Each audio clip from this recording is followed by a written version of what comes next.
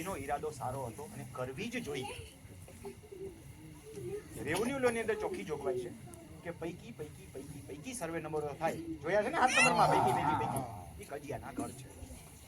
ખેડૂતોએ હાથે કેજીપી કરવું જોઈએ. આ ચેપ્ટર પછી હું શીખવાડું છું.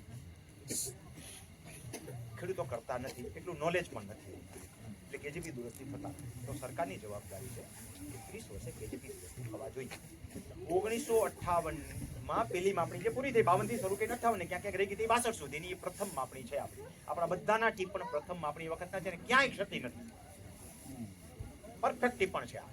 આપણે જ્યારે જઈએ ત્યારે આપણે જૂનું ટીપણને આધારે જ આપણે હાલીએ છીએ અને જૂના પહેલાનું હોય તો ભૂલી જવાનું છે. કારણ કે આપણે આઝાદી મળીને આપણે જે મળી એ આપણે સ્વીકારી લીધી જમીન. એ પહેલા ક્યાં તમે ખેડૂતોના માલિક ખેતીના માલિક હતા? ગણો ધારાના કાયદા પ્રમાણે તમે ખેતીની જમીનના માલિક થયા છો, અથવા ખેડેતીની જમીનનો કાયદો આવ્યો, કચ્છ વિદર્ભ ધારો આવ્યો, બરોબર છે, સૌરાષ્ટ્ર ગણો તો અધિનિયમ આવ્યો, વટકોમ આવ્યો.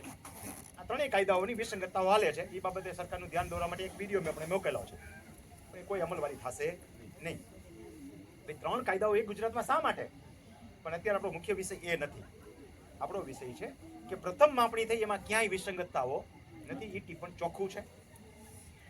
પછી 71-72માં થોડી ઘણી અંશે માપણી થઈ, એમાં પણ વિવાદ લગભગ નથી, પણ એ 5 થી 10%માં થયું. ક્યાંક રહી ગયું હતું. એ 82ની સાલનું પણ મને ધ્યાનમાં આવ્યું છે. આવડે સેમિનાર કરતો ને ક્યાંક ધ્યાનમાં આવે. બધા એડવોકેટ પાસે આવી માહિતી ન હોય, કારણ કે હું તો આ દુનિયા આખમ રખડું છું ને, એટલે મારી પાસે આટલી બધી માહિતી આવે છે. બાકી તો જે માણસ જે એરિયામાં કામ કર્યું એટલી જ માહિતી એની પાસે હોય. તો આવી માપણીઓ પણ છે, એમાંય લગભગ બહુ જાજી તકલીફ નથી. પછીની માપણી આવી 15-16માં નક્કી થઈ, 17-18માં માપણી આવી બાજુ બધી પૂરી થઈ.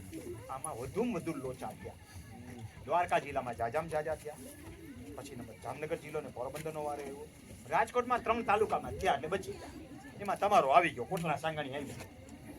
આ બાજુ કદાચ લોધિકા નહીં આવ્યું કે લોધિકા આવી, કોટલા સાંગાણી આવી. નથી આવ્યા એ ભાગ્યશાળી, નથી આવ્યા એટલા ભાગ્યશાળી.